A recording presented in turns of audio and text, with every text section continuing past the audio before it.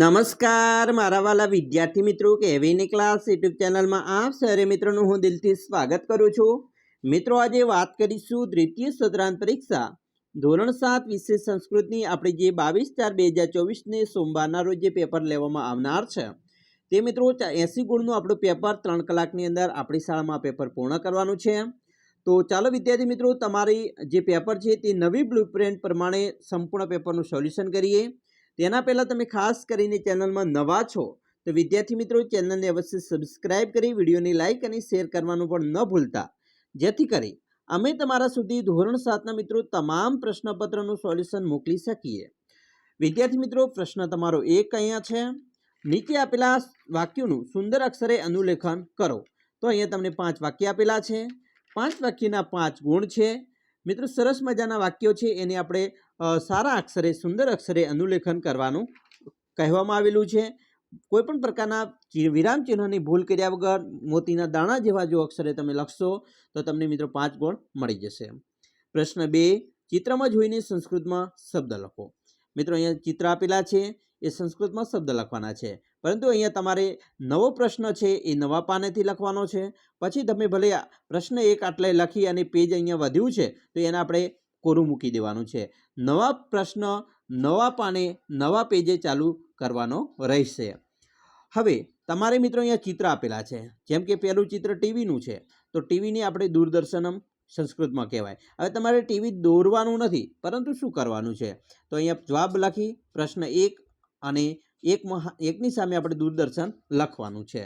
એવી રીતે બીજું ચિત્ર પંખાનું છે તો એને વ્યંજનમ કહેવાય। ત્રીજું ચિત્ર ફ્રીજનું છે એને શીતકમ કહેવાય। ચોથું ચિત્ર કમ્પ્યુટરનું છે તો એને સંગણકમ કહેવાય।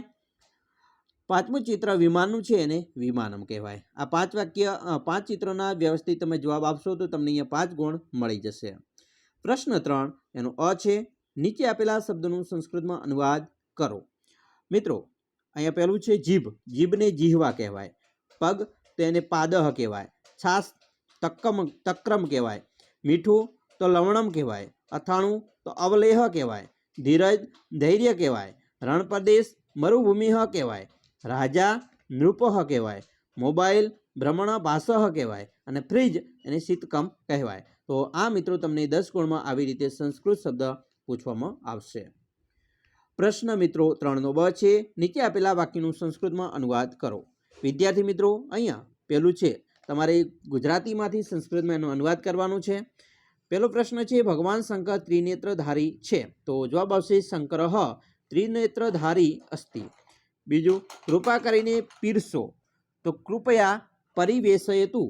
ત્રીજું, બગલાની ડોક વાંકી છે તો બકઃ ગ્રીવા વક્રઃ અસ્તિ। ચોથું, રાધા કમ્પ્યુટર ચલાવે છે, રાધા સંગણકમ ચાલયતિ। પાંચમું, નેહા પાણી પીવે છે, નેહા જલમ પીબતી। તો આવી રીતે તમારે ગુજરાતીનું મિત્રો વાક્ય છે એનું સંસ્કૃતમાં અનુવાદ કરવાનું કહેવામાં આવશે। પ્રશ્ન 4નો અ છે, કોષ્ટકમાં આપેલા શબ્દોનો યોગ્ય ઉપયોગ કરી વાક્ય પૂર્ણ કરવાનું છે। ઉદાહરણ તમે જોશો, પહેલું છે ઉષ્ટ્ર વને અટતી। તો આવી રીતે તમારે અહીંયા પણ મિત્રો વાક્યનો ઉપયોગ કરવાનો છે।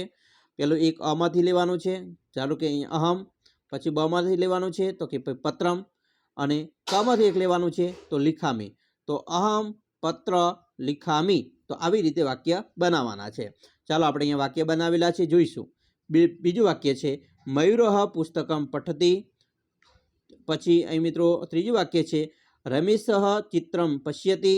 ચોથું, પૂજા વને નૃત્યાતિ। અને પાંચમું, છાત્ર ઉદ્યાનમ ગચ્છતિ। તો આવી રીતે 5 વાક્ય બનાવવાના છે। હવે આપણે આગળ જોઈશું। પ્રશ્ન મિત્રો 4નો બ છે, નીચે આપેલા ઉદાહરણ પરથી 5 વાક્ય બનાવવાના છે।